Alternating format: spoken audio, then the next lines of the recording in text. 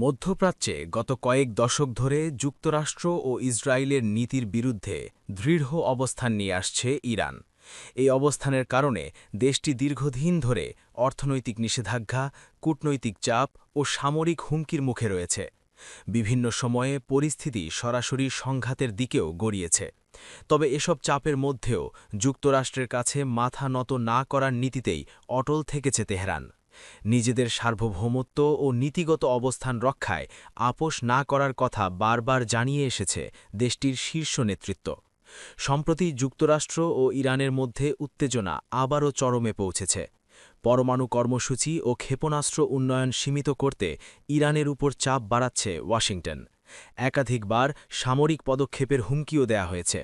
এর জবাবে ইরান জানিয়েছে যে কোনো হামলার কঠোর ও ভয়াবহ জবাব দেয়া হবে। ইরানি গণমাধ্যম ইরান ইন্টারন্যাশনালের এক বিশ্লেষণধর্মী প্রতিবেদনে বলা হয়েছে, বর্তমান পরিস্থিতিতে যুদ্ধকে শুধু ধ্বংসের পথ হিসেবে নয়, বরং টিকে থাকার একটি কৌশল হিসেবেও দেখছে তেহরানের ক্ষমতাসীন নেতৃত্ব।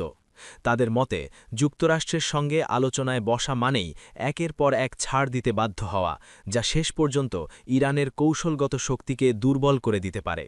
বিশেষজ্ঞদের মতে, পরমাণু কর্মসূচি, ক্ষেপণাস্ত্র প্রযুক্তি এবং আঞ্চলিক প্রভাব সব ক্ষেত্রেই পশ্চিমা শক্তিগুলো ইরানকে চাপের মধ্যে রাখতে চায়। এই ধারাবাহিক চাপ অব্যাহত থাকলে ইরান একসময় কৌশলগতভাবে দুর্বল হয়ে পড়তে পারে, এমন আশঙ্কা থেকেই তেহরান কঠোর অবস্থান নিচ্ছে। মার্কিন প্রেসিডেন্ট ডোনাল্ড ট্রাম্পের সাম্প্রতিক হুমকির পরও আলোচনার চেয়ে শক্ত অবস্থান বজায় রাখাকে বেশি লাভজনক মনে করছে ইরান। বিশ্লেষণে আরও বলা হয়েছে, সাম্প্রতিক সময়ে ইরানের অভ্যন্তরীণ পরিস্থিতিও অস্থির। অর্থনৈতিক সংকট, গণবিক্ষোভ ও জন অসন্তোষ সরকারকে চাপে ফেলেছে। এই অবস্থায় বহিরাগত হুমকি সামনে এনে অভ্যন্তরীণ ঐক্য তৈরি করাও একটি কৌশল হতে পারে বলে মনে করছেন বিশ্লেষকরা।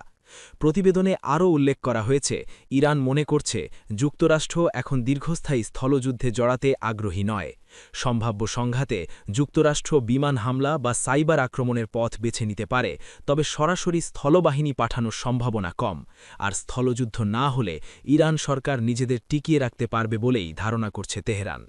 এছাড়া যুদ্ধ শুরু হলে বিশ্ববাজারে তেলের দাম বেড়ে যাওয়ার আশঙ্কা রয়েছে।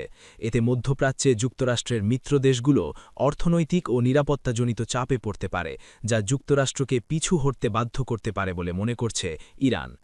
সব মিলিয়ে বিশ্লেষণে বলা হয়েছে, বর্তমান পরিস্থিতিতে যুদ্ধ বা উত্তেজনা বজায় রাখা ইরানের শাসক গোষ্ঠীর কাছে কৌশলগতভাবে বেশি সুবিধাজনক বলে মনে হচ্ছে। তাদের মতে, আলোচনায় গেলে ধীরে ধীরে দুর্বল হয়ে পড়ার ঝুঁকি আছে, কিন্তু উত্তেজনা জিইয়ে রাখলে আঞ্চলিক প্রভাব ও অভ্যন্তরীণ নিয়ন্ত্রণ বজায় রাখা সহজ হতে পারে বলে মনে করছেন বিশ্লেষকরা। তবে আন্তর্জাতিক বিশ্লেষকরা বলছেন, সরাসরি যুদ্ধ হলে তার প্রভাব শুধু মধ্যপ্রাচ্যেই সীমাবদ্ধ থাকবে না, বরং বিশ্ব অর্থনীতি ও নিরাপত্তা পরিস্থিতির উপরও বড় ধরনের প্রভাব ফেলতে পারে। তাই কূটনৈতিক সমাধানই এখনও সবচেয়ে নিরাপদ পথ বলে মনে করছেন তারা।